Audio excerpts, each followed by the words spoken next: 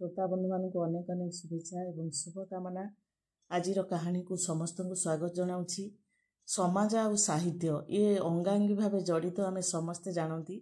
ये साहित्य माध्यम कहानी माध्यम किभली भाव आम निज जीवन को गोटे सुमार्ग नहीं पारिबा, आसुथिबा जीवनर विभिन्न समस्या को किभली तार सरल समाधान करि परिबा, ताकू नहीं ये सुंदर कहानीटी जार ना हेउची समस्या अनेक समाधान एक।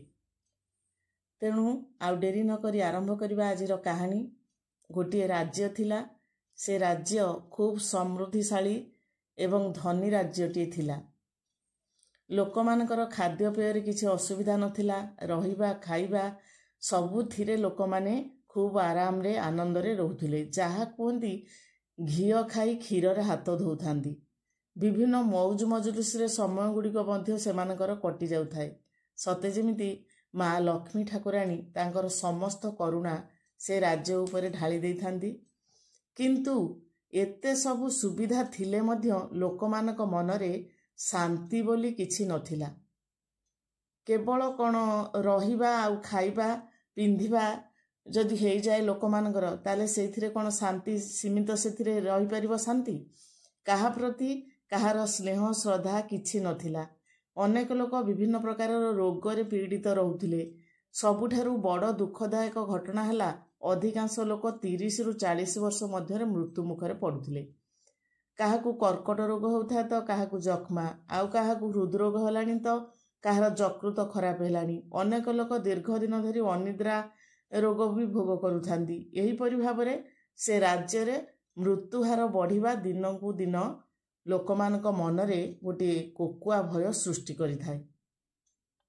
सेथिबाई लोकमाने सुख कौन ता अनुभव करि पारु नथांती। एते सबु थिबा सत्वे मध्य सेमाने सुख कौन अनुभव करि पारु नथांती। एही सबु कारण जोगु देवादेवी मानकु संतुष्ट करिबा लागि विभिन्न प्रकार पूजा पार्वण समारोह रे महासमारोह रे पालित हेउथाय।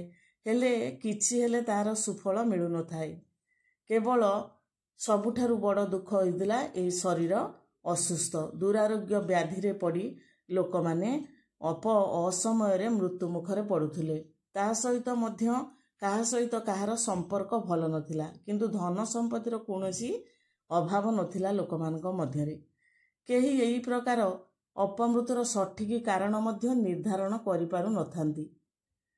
से राज्यर 7टी 8टी सुना खଣି थाए, जेउथुरी कि प्रचुर परिमाण रे सुना उत्तोलन करा जाई विदेश को रप्तानी करा जाउ थाए।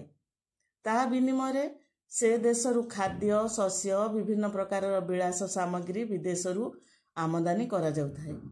राज्यर लोकमानक मध्यरु शतकड़ा 95 भाग लोक सहरांचल रे बास करुथांदी। चाष बास करा न जाई चाषोपयोगी जमी सबु पड़िया पड़ी थाए। जीवा आसवा करबा निमंते लोक माने घोड़ा गाड़ी व्यवहार करुथांदी। निजे पादरे आदौ चालिकी जाउ नथांदी, कारण धनर अभाव नहीं। से माने घोड़ा गाड़ी साहाଯ୍य रे गोटे जगारु अन्य जगह को जाउथांदी। आ मद गंजेई भांग अफिम तमाखु एई सबुर प्रचलन देश रे प्रबल मात्रा रे बढ़ी चली थाए। लोक माने थांती निहाती अलसुआ। निजर कामदाम करबा निमंते बहु धन देई विदेशरु से माने चाकर मानकु आनिकी नियुक्ति करिथांदी, कारण धनर अभाव नहीं। किंतु निस्सार बहुल प्रचलन जोगु अजथारे लोक माने परस्पर मध्यरे कली झगड़ा करुथांदी और विभिन्न प्रकार खराब काम रे से माने लिप्त रहुथांदी। किंतु लोक मानकर एही अधोगति आउ अल्पायु अवस्था को लक्ष्य करी से राज्यर महाराजा एवं महामंत्री विशेष व्यथित हेउथांदी, चिंतारे पड़ी थांदी। किंतु यही कार्यर निराकरण निमंते से माने किछि उपाय पाउ नथांदी। दिन को दिन यह बढ़ी बढ़ी चली थाए। थरे जने सन्यासी से राज्य रे उपस्थित हेले। तांकर रहिबा निमंते महाराजा एवं महामंत्री समस्त प्रकार बंदोबस्त करिदेले, जेपरि सन्यासी सेवा रे तिले मात्र त्रुटि न हुए सेथि प्रति ध्यान दियागला। सन्यासी जनक 15 दिन रहणी मध्यरे राजा सेवार संतुष्ट होई गोटे बर देबा पई चाहिले। महाराजा महामंत्री सहित परामर्श करी कहिले, महाशय आपण जेबे आम उपरे संतुष्ट होइछंदी ତେବେ ଏହି ବର ଦିଅନ୍ତୁ ଏହି ରାଜ୍ୟର ଲୋକମାନେ ଯେପରି ସୁଖ ଶାନ୍ତିରେ ରହିବେ ଏବଂ ଦୀର୍ଘାୟୁ ହେବେ। ରାଜା ଯେ ଏଇଭଳି ଗୋଟିଏ ବର ମାଗିବେ ଏହା ସନ୍ନ୍ୟାସୀ କେବେ ବି ଆଶା କରିନଥିଲେ। ସେ ଭାବିଥିଲେ ବୋଧେ ନିଜ ସ୍ୱାର୍ଥ ପାଇଁ ରାଜା କିଛି ମାଗିପାରନ୍ତି। ସେଇ କିଛି ସମୟ ଚିନ୍ତା କରି ସନ୍ନ୍ୟାସୀ ଜଣକ କହିଲେ, ମହାରାଜ, ଆପଣ ଯେଉଁ ବର ମାଗିଲେ ତାହା ମୁଁ ଦେବାକୁ ଅକ୍ଷମ, କାରଣ ଏହା ସହିତ ଅନେକ ସମସ୍ୟା ଜଡ଼ିତ। କିନ୍ତୁ ସମସ୍ୟାଟି କିପରି ସମାଧାନ ହୋଇପାରିବ ତାହାର ବାଟ ମୁଁ ଆପଣଙ୍କୁ ବତାଇ ଦେଇପାରିବି। ଏହି ସମସ୍ୟାର ମୁଖ୍ୟ କାରଣ ହେଲା ଲୋକମାନଙ୍କର ଅଳସୁଆମୀ ଆଉ ପ୍ରଚୁର ପରିମାଣରେ ମାଦକ ଦ୍ରବ୍ୟ ସେବନ। ସେମାନଙ୍କ ନିକଟରେ ପ୍ରଚୁର ଧନରତ୍ନ ରହିଛି, ଫଳରେ ସେମାନେ ବିଳାସମୟ ଜୀବନଯାପନ ସାଙ୍ଗକୁ ଅତି ଗରିଷ୍ଠ ଖାଦ୍ୟଦ୍ରବ୍ୟ ଭୋଜନ କରୁଛନ୍ତି। କିଛି ବି ପରିଶ୍ରମ ଏଣେ କୌଣସି ଶାରୀରିକ ପରିଶ୍ରମ ନ କରି ଅତିଶୟ ମଦ, ଗଞ୍ଜେଇ, ଅଫିମ ଆଉ ତମାଖୁ ଇତ୍ୟାଦି ମାଦକ ଦ୍ରବ୍ୟ ସେବନ ଫଳରେ ସେମାନଙ୍କ ଶରୀରରେ ବିଭିନ୍ନ ରୋଗ ସୃଷ୍ଟି ହେଉଛି। ଏହାର ନିରାକରଣ କରିବାକୁ ହେଲେ ଆପଣ ପ୍ରଥମେ ପ୍ରଜାମାନଙ୍କର ଅଯଥା ସଞ୍ଚିତ ଧନ ସମ୍ପତ୍ତିକୁ ଆଗେ ବାଜ୍ୟାପ୍ତି କରନ୍ତୁ। ଲୋକମାନଙ୍କୁ ଚାଷବାସ କରିବା ନିମନ୍ତେ ଗ୍ରାମାଞ୍ଚଳକୁ ପଠାଇ ଦିଆଯାଉ। ସେମାନଙ୍କୁ ଚାଷବାସ କରିବା ପାଇଁ ବାଧ୍ୟ କରାଯାଉ। ଉନ୍ନତ କୃଷି ଉପକରଣ, ବିହନ, ସାର ଏହିସବୁ ସେମାନଙ୍କୁ ଯୋଗାଇ ଦିଆଯାଉ। ସେଠାରେ ଜଳସେଚନର ସୁବନ୍ଦୋବସ୍ତ କରାଯାଉ। ବିଦେଶରୁ ମଦ, ଗଞ୍ଜେଇ ଆଉ ଅଫିମ ଇତ୍ୟାଦି ମାଦକ ଦ୍ରବ୍ୟ ସବୁ ଆମଦାନୀ ଉପରେ କଟକଣା ଲଗାଇ ଦିଆଯାଉ। ଗ୍ରାମାଞ୍ଚଳରେ ଲୋକମାନଙ୍କର ଶିକ୍ଷା ଓ ଲୋକମାନଙ୍କର ଚିକିତ୍ସା ବ୍ୟବସ୍ଥା କରାଯାଉ। ଆଉ ରାଜ୍ୟରେ ଖେଳ, କୁଦ, କସରତ ଉପରେ ପ୍ରତିଯୋଗିତା କରନ୍ତୁ। ସେଥିରେ ପାରଦର୍ଶିତା ଲାଭ କରୁଥିବା ବ୍ୟକ୍ତିଙ୍କୁ ସମ୍ମାନିତ କରନ୍ତୁ। ଆପଣ ଦେଖିବେ ଏହାର ସୁଫଳ କିପରି ଆପଣଙ୍କ ରାଜ୍ୟ ଉପରେ ପଡ଼ୁଛି। ସନ୍ନ୍ୟାସୀଙ୍କ କଥା ରାଜା ଆଉ ମନ୍ତ୍ରୀଙ୍କ ମନକୁ ପାଇଲା। ପ୍ରଥମେ ଅବଶ୍ୟ ସେମାନେ ପ୍ରଜାମାନଙ୍କର ପ୍ରତିରୋଧର ସମ୍ମୁଖୀନ ହେଲେ, କିନ୍ତୁ ରାଜାଙ୍କର କଠୋର କାର୍ଯ୍ୟାନୁଷ୍ଠାନ ଫଳରେ ସମସ୍ତେ ନୀରବ ହୋଇଗଲେ।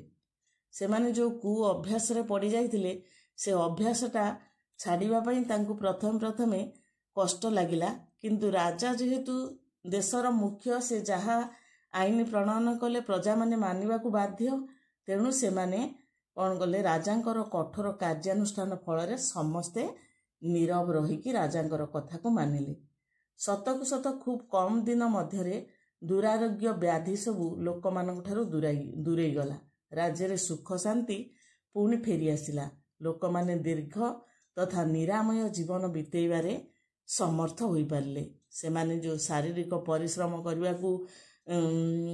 କରିବାର ଅଭ୍ୟାସ ଛାଡ଼ି ଯାଇଥିଲେ, ସେମାନେ ଜମିବାଡ଼ିରେ ଚାଷ କଲେ। ପ୍ରତିଦିନ କିଛି ନା କିଛି କ୍ଷେତବାଡ଼ିରେ କାମ କରିବା, ଚାଲିବା, ଚଲାବୁଲା କରିବା, ଆଉ ନିଶାଦ୍ରବ୍ୟ ଠାରୁ ଦୂରେଇ ରହିବା ଏବଂ ନିଜ ବାଡ଼ି ଘରେ ଫସଲ କରି ବିନା ସାର ଦିଆ ଭଲ ଖାଦ୍ୟ ଖାଇବା, ଏଇଭଳି କେତେ ଗୁଡ଼ିଏ ଅଭ୍ୟାସ ଯେତେବେଳେ ତାଙ୍କ ଜୀବନରେ ନିଜେ ପ୍ରୟୋଗ କଲେ, ଧୀରେ ଧୀରେ ସେ ଯେଉଁ ଦୁରାରୋଗ୍ୟ ବ୍ୟାଧିଠାରୁ ସେମାନେ ମୁକ୍ତି ହୋଇପାରିଲେ।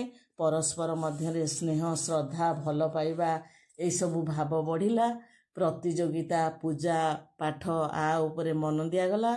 ତେଣୁ ସମସ୍ୟା ଥିଲା ଅନେକ, କିନ୍ତୁ ସନ୍ନ୍ୟାସୀ ଜଣକ ସମସ୍ୟାଟିକୁ ସିଧାସଳଖ ସମାଧାନ ନ କରି ତାଙ୍କୁ ଯେଉଁ ସମସ୍ୟା ସମାଧାନର ବାଟଟି ରାଜା ଏବଂ ମନ୍ତ୍ରୀଙ୍କୁ ବୁଝେଇଲେ, ତାହା ପ୍ରକୃତରେ ସୁନ୍ଦର ଭାବରେ କାର୍ଯ୍ୟକାରୀ ହେବା ଯୋଗୁଁ ସମସ୍ତେ ଏକ ସୁସ୍ଥ, ନିରାମୟ, ଦୀର୍ଘ ଜୀବନଯାପନ କରିବା ପାଇଁ ସମର୍ଥ ହେଲେ ଏବଂ ସମସ୍ତେ ସୁଖ ଶାନ୍ତିରେ ଜୀବନ ଅତିବାହିତ କଲେ। ପ୍ରକୃତରେ ଆମ ପାଖରେ ଯେତେ ଧନ ଥାଉ ନା କାହିଁକି, ଯଦି ଆମେ ସୁସ୍ଥ ନାହାନ୍ତି ତାହେଲେ ସେ ଧନର କିଛି ମୂଲ୍ୟ ନାହିଁ। ଯେତେ ଆମ ଖଟ ମୂଲ୍ୟବାନ ଯେତେ ହେଉନା କାହିଁକି, ଯେତେ ମୂଲ୍ୟବାନ ଗଦିଟିଏ ପଡ଼ିଥାଉ ନା କାହିଁକି, ଯଦି ଆମକୁ ନିଦ ଠିକ୍ ଭାବରେ ନ ହେଲା ତାହେଲେ ସେ ଦାମୀ ଖଟର କିଛି ମୂଲ୍ୟ ନାହିଁ, ସେ ଗଦିର କିଛି ମୂଲ୍ୟ ନାହିଁ। ତେଣୁ ନିଦ୍ରା ଆମ ଜୀବନ ପାଇଁ, ସୁସ୍ଥ ରହିବା ପାଇଁ ନିହାତି ଆବଶ୍ୟକ। ଏମିତି ପ୍ରତ୍ୟେକ କଥା, ଯଦି ଆମେ ଶାରୀରିକ ପରିଶ୍ରମ କରିବା, ଦିନଯାକ ଦୌଡ଼ି ନିଶ୍ଚିତ ଭାବରେ ଆମେ ତଳେ କହିଲେ ବି ଶୋଇପଡ଼ିବା ଅଚିନ୍ତାରେ, ଆମ ଦେହ ସେଥିରେ ସୁସ୍ଥ ରହିବ। ନିଦ ଆମକୁ କୁଆଡ଼ୁ ମାଡ଼ି ଆସିବ। ତେଣୁ ଆଜିର ଏଇ ସୁବିଚାର ସହିତ ଜୀବନ ଆମର ଯେହେତୁ ଜୀବନ ଆମର, ଦାୟିତ୍ୱ ବି ଆମର। ଆମେ କିଭଳି ଭାବରେ ସୁସ୍ଥ ରହିବା, କିଭଳି ଦୀର୍ଘ ନିରାମୟ ଜୀବନଯାପନ କରିବା, ସେଥିପାଇଁ ଆମେ ସମସ୍ତେ ଦାୟିତ୍ୱ ସମ୍ପନ୍ନ ହେବା ଦରକାର। କେହି ଜଣେ କାହାକୁ ପରାମର୍ଶ ଦେଲେ ଅନ୍ୟମାନେ ଗ୍ରହଣ କରିବାକୁ ପରିହାସ କରିକି ତାକୁ ଉଡ଼େଇ ଦେଉଛନ୍ତି। କିନ୍ତୁ ଯେହେତୁ ଏଇଭଳି ଭାବରେ କେତେ ମୂଲ୍ୟବାନ ଜୀବନ ଅକାଳରେ ଝଡ଼ି ପଡ଼ୁଛି, ବାସ୍ତବିକ ଆମେ ଚାହିଁଲେ କିଛି ତ ଗୋଟିଏ ଏହାର ସମାଧାନ ପାଇଁ ଉପାୟ ବାହାର କରିପାରିବା ବା ଆମେ ଜୀବନରେ ପ୍ରୟୋଗ କରିପାରିବା। ତେଣୁ ଯେହେତୁ ଜୀବନ ଆମର, ଦାୟିତ୍ୱ ବି ଆମର। ଆମେ ସମସ୍ତେ ଦାୟିତ୍ୱବାନ ହେଇ ଏହି ସମସ୍ୟାର ସମାଧାନ କିଭଳି ହେବ ସେଥିପାଇଁ ଆମେ ପ୍ରଚେଷ୍ଟା ଜାରି ରଖିବା ଉଚିତ। ଆଜି ପାଇଁ ଏତିକି, ରହିଲି। ଧନ୍ୟବାଦ। କାହାଣୀଟି କିଭଳି ଲାଗିଲା ନିଶ୍ଚିତ କମେଣ୍ଟ ମାଧ୍ୟମରେ ଜଣାଇବେ।